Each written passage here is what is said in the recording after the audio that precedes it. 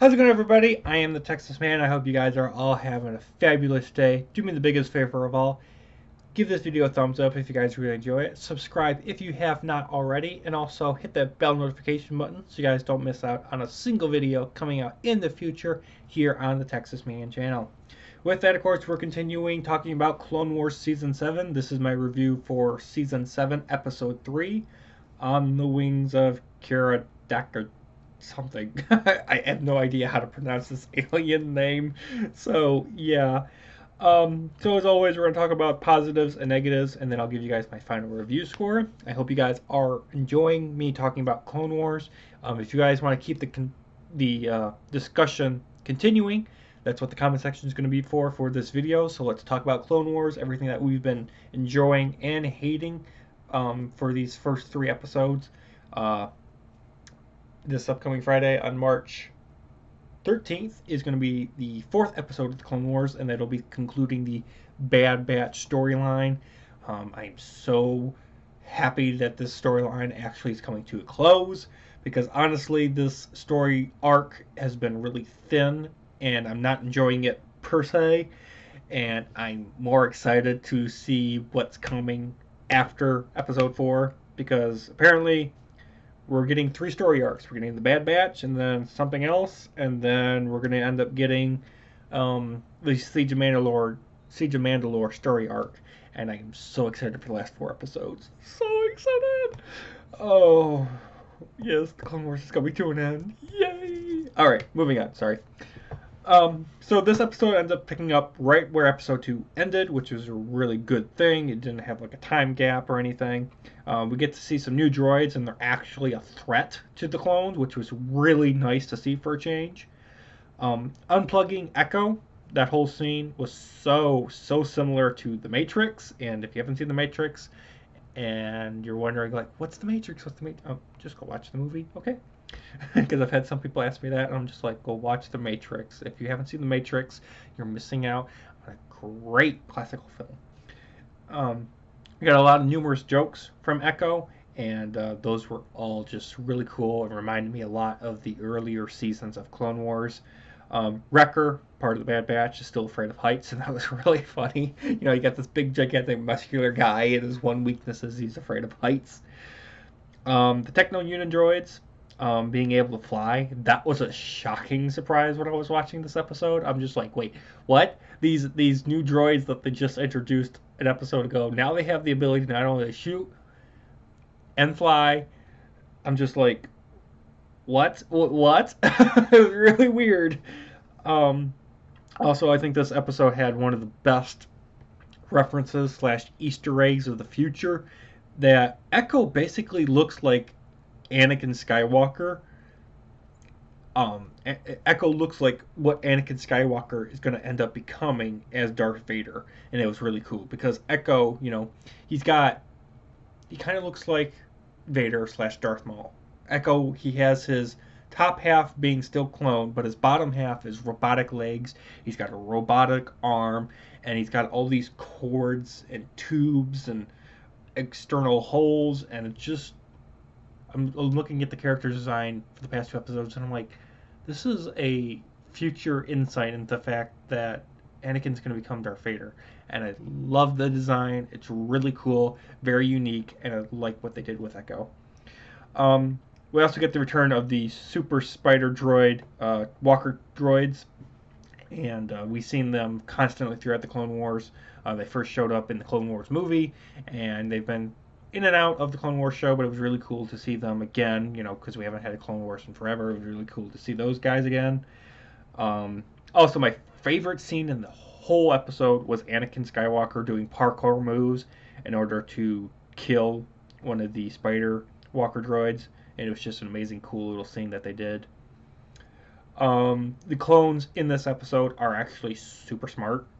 They're smarter than usual in the firefights and in escaping dangerous situations, which is really good.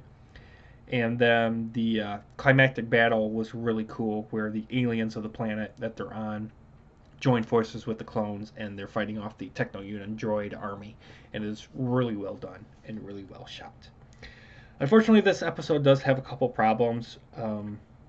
I did not understand why Wrecker had to use his hands to boost up every single clone into the ceiling to escape the prison that Echo was being held in, instead of Anakin Skywalker just using the Force to levitate the clones up there all at once. I'm like, Anakin Skywalker at the very end uses the Force only to save Wrecker. I'm just like, why is Wrecker just boosting all these clones into the ceiling? And I'm just like, you got a Jedi standing right next to you. Why isn't he doing anything? And it's just one of those problems with Clone Wars and Star Wars in general. It's like the Force could be doing this, and the Force could be doing that. And did you forget the Force could do this too? And I'm just like, it's like, I guess they needed a Wrecker moment because the Force just makes some situations pointless. um, Also, I don't know why Echo has been brought back to life. I am still not sold after 3 episodes. I'm still not sold on the fact that Echo being saved slash resurrected is a good storyline because I just don't care that he's back. I don't feel the emotion, and I don't think that the people making these episodes feel the emotion either. Like they're just like, yeah, we need Echo to come back alive to have hype, so we can have a Bad Batch story arc. Like Echo might be a spy for the Separatists for all we know, or he could have loads of Separatist secrets. But the show isn't telling us. It won't show us. And the fact that Echo's been saved, like the dynamic between Echo and Captain Rex and whatnot, in episode 3, it's just like, oh, you're alive, yay! And I'm just like, yay! No, I don't care. I don't care that Echo is alive. And I know there's some people that are like defending the fact that Echo's alive, and I'm like, the fact that he got killed off in the Citadel in season 4 story arc was fine. Like, why they're bringing him back makes no sense. It's like in the episode, he's like, "Oh yeah, I know how to escape this base." I'm like, "Do you know maybe of how to like win the Clone Wars too?" And I'm just like, I'm waiting for some information dump to come from Echo, but he's like a mummy almost, and I'm like, I don't understand why they think I am supposed to care about this. I really hope that the 4th episode that comes out on March 13th is going to have some sort of grand finale, some grand resolution, some big gigantic exposition dump, something where it makes me actually care for the past 3 episodes that they have spent on resurrecting a dead character from 3 seasons ago make important. Because at this time, I don't care. I'm just waiting for the Siege of Mandalorian story arcs. I'm waiting for Ahsoka Tano to return. I'm waiting for Ahsoka and Rex and Anakin to meet up again. And I know I keep stressing this in my reviews of these Clone Wars episodes, but I just don't care that Echo is alive. And when I do my final review summary and I go back and watch all these videos, I'm going to have to say this again, that I didn't care that Echo was resurrected from the grave, basically, to somehow make a rescue operation stretch into 4 episodes, because it's really thin. This story arc is thin.